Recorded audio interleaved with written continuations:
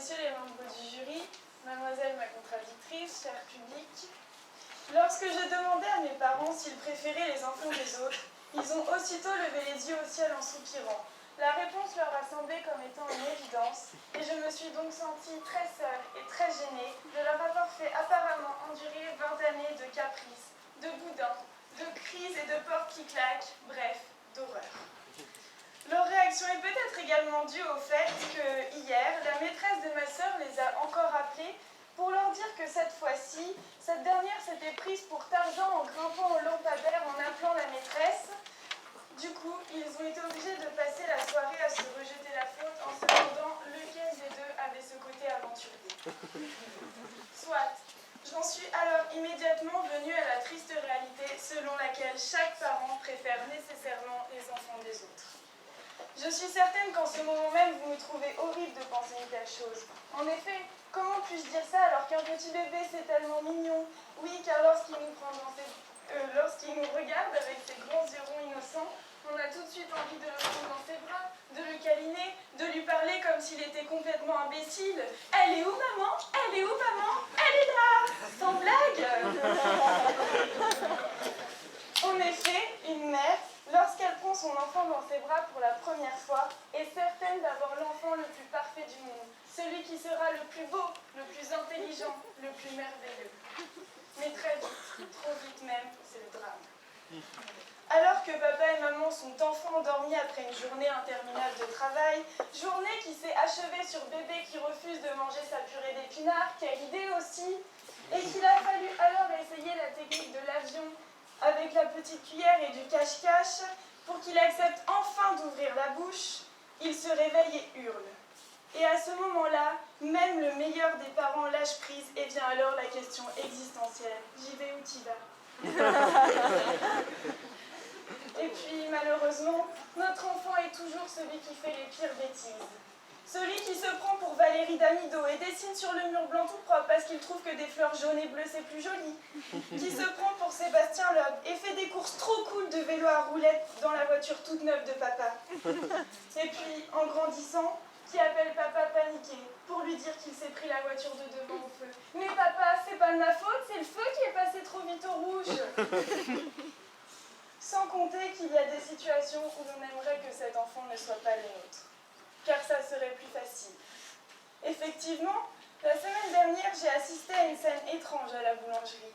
En effet, une maman, sûrement célibataire, était en train de se faire accoster par un charmant jeune homme. Mais son petit garçon est apparu en courant et, tirant sur la manche de cette dernière, lui réclama un pain au chocolat, brisant ainsi l'osmose.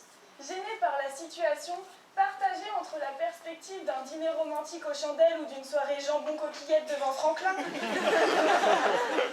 elle dut trancher et répondit, tout sourire, « Mais oui, mon chéri, je te ramène bientôt chez maman.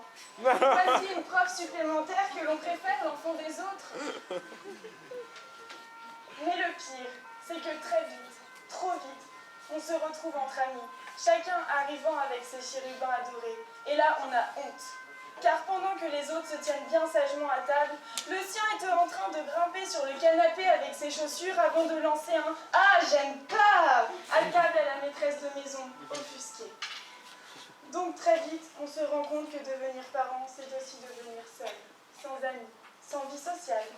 C'est se résigner à passer ses soirées à lire Closer, en admirant la fille de Tom Cruise et Cathy Holmes, ravissante avec ses jupettes et ses couettes impeccables, alors que la sienne sort chaque soir de l'école avec les cheveux ébouriffés et une grosse tache de peinture sur son t-shirt tout blanc. Alors le parent prie pour que son enfant, que l'on adore plus que tout, écoute enfin et surtout grandisse vite, très vite. Jacques Martin disait « Les enfants sont formidables. » Oui, ils le sont, surtout quand ce ne sont pas les nôtres. D'ailleurs, on reconnaît très vite les symptômes du syndrome appelé parentèse traumatisus. En effet, celui s'exprime par la lecture compulsive de livres d'enfants. À l'image de Monsieur Fleury, qui cite Choupi pour nous expliquer que la prescription acquisitive est de 5 ans et non de 1 an et 1 jour, comme l'affirme Doudou. Ou encore son épouse, Madame Le Labourier, qui s'appuie sur Billy le super gangster à Rhétorica pour analyser le fait qu'il est impossible de dire « oh les pattes » à un ver de terre.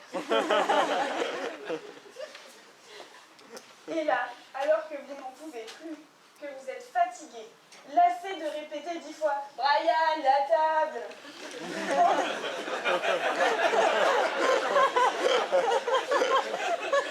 Pendant que votre adolescent est avaché sur son lit à jouer à la PlayStation au lieu de faire ses devoirs, votre meilleur ami vous appelle en vous disant que son chérubin est parti au solfège et qu'il a encore ramené un excellent bulletin de notes. Mais on s'en fout.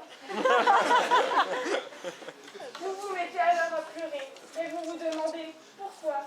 Pourquoi, Seigneur, vous n'avez pas eu un enfant plus obéissant? Pourquoi votre enfant n'est pas aussi bien élevé que celui des autres? Pourquoi, quand il revient de chez papy et mamie, ces derniers vous disent « Oh, quel amour cet enfant, on le garderait bien tous les jours. » Mais gardez-le alors. Car vous êtes obligé de subir toutes les folies le matin et de lui courir après en lui criant de ne pas mettre ses miel pops dans les oreilles.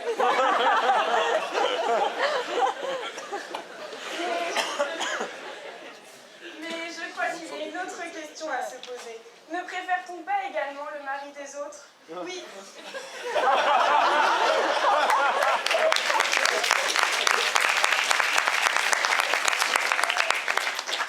Oui, car lorsque cette même meilleure amie vous appelle, elle peut vous appeler car son époux est lui en train de préparer le dîner, le vôtre rentre et s'installe devant la télé en vous demandant ce que l'on mange au dîner. Et vous savez ce que l'on dit, tel père, tel fils. Je vais rassurer chaque parent. Votre enfant n'est pas le pire du monde, au contraire. Mais lui aussi préfère les parents des autres.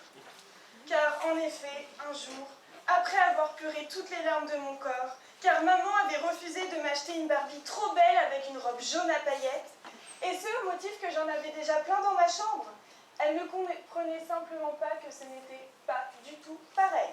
Que j'avais une robe rose à paillettes, une jupe jaune, mais en aucun cas de robe jaune. Suite à ce drame, je me suis dit que ma vie ne serait plus jamais pareille. Je leur ai donc dit très naturellement que je voulais changer de parents, donc que j'allais partir. À ma grande surprise, ils ont accepté. Ils m'ont aidé à mettre mes affaires dans mon sac à dos Chippy. Ils m'ont dit au revoir et ont fermé la porte. J'ai bien pensé à partir, moi, mais ils sont bêtes ou quoi? Je n'ai pas le permis. Alors, on dit toujours, on choisit ses amis, mais pas sa famille. Par conséquent, afin de remédier au fait que chaque parent préfère nécessairement les enfants des autres, je vais tout faire pour réussir mes études de droit et faire en sorte que l'on puisse enfin changer d'enfant. On ne sait jamais, au cas où je n'arrive pas à éduquer le mien comme celui des autres.